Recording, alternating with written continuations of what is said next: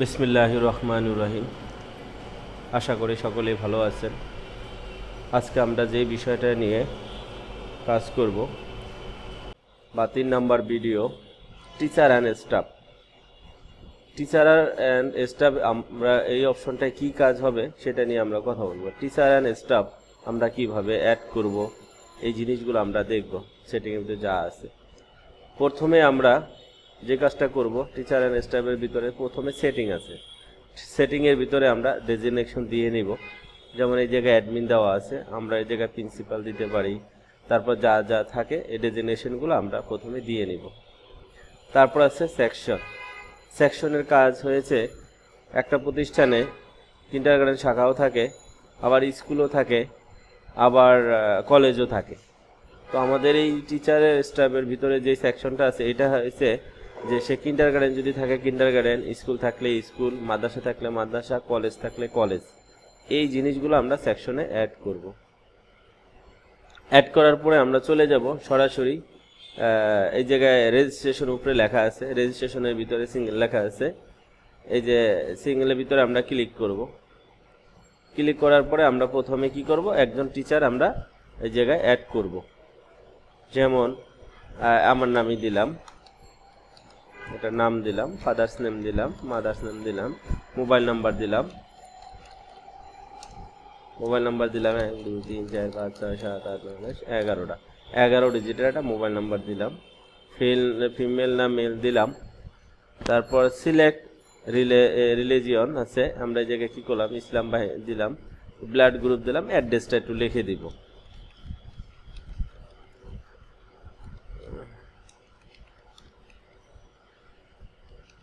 লিখে দিলাম, লিখে দেওয়ার পরে আমরা এটাকে সেভ দিলাম।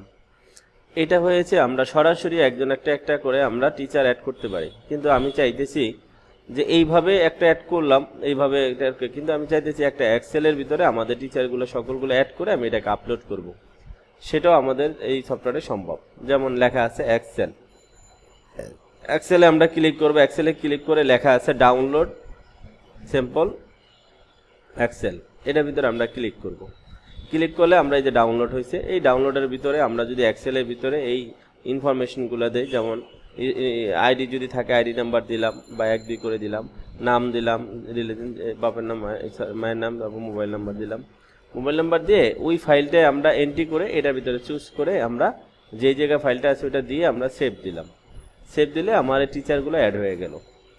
কিন্তু অ্যাড হওয়ার পরে আমার যখন এটার ভিতরে অ্যাড করে দিলাম, অ্যাড করার পরে আমাদের কাজ থাকবে আমাদের আপডেটের ভিতরে কিছু কাজ থাকে। যেমন আমরা প্রথমে কি করলাম, সেটিং করলাম, তারপর আমরা রেজিস্ট্রেশন মানে ভর্তি করালাম, অ্যাড করলাম এটার ভিতরে এক্সেল কিংবা সিঙ্গেলের ভিতরে আমরা অ্যাড করালাম।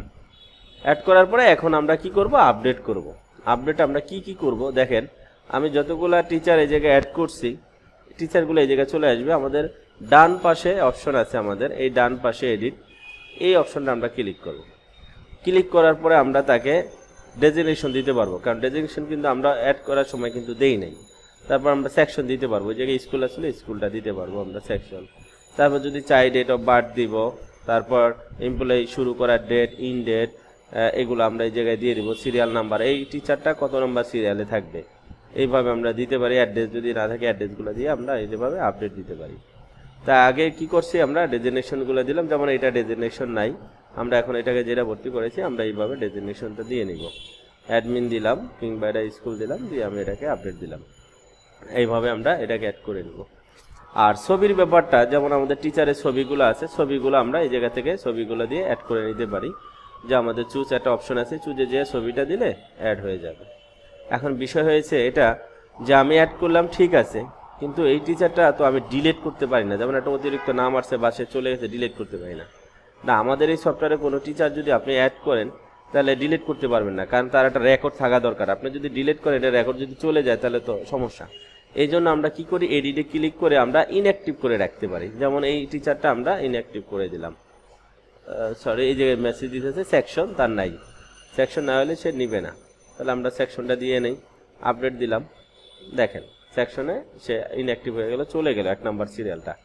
যা পাবো কোথায়, আমাদের ইনঅ্যাক্টিভের ভিতরে আমরা পাবো। এই যে 1 নম্বর সিরিয়ালে চলে আসে। যদি আবার চাই আমি এটাকে ক্লিক করে আবার এটাকে এনেবল করে আবার পুনরায় আমি নিয়ে আসতে পারবো।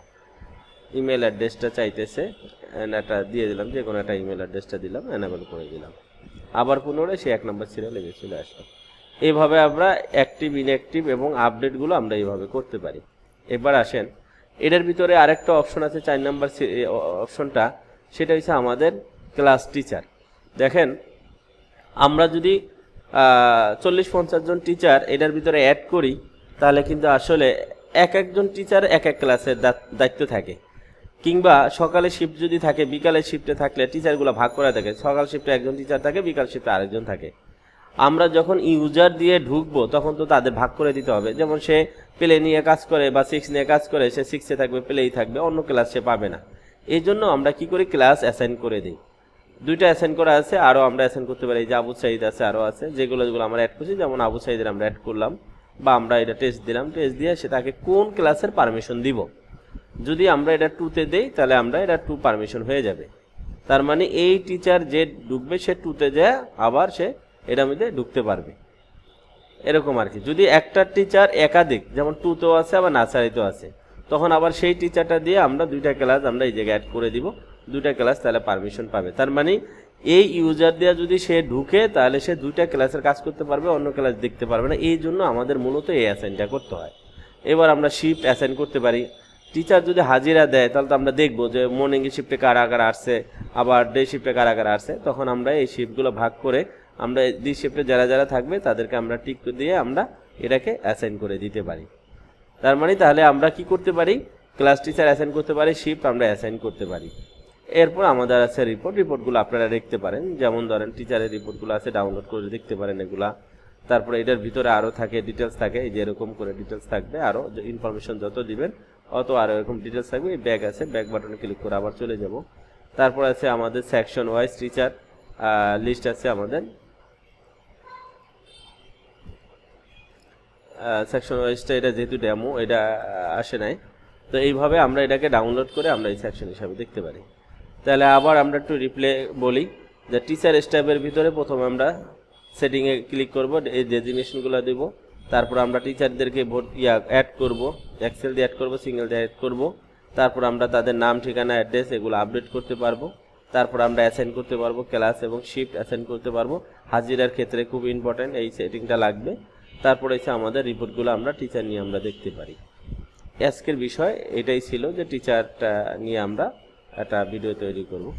আশা করি সকলেই বুঝতে পারছেন। যদি না বুঝেন তাহলে আমাদের কাস্টমার কেয়ারে ড্যাশবোর্ড থেকে ফোন দিবেন, আমরা বুঝিয়ে দিব। আশা করি সকলে ভালো থাকবেন, আমাদের জন্য দোয়া করবেন। আসসালামু আলাইকুম।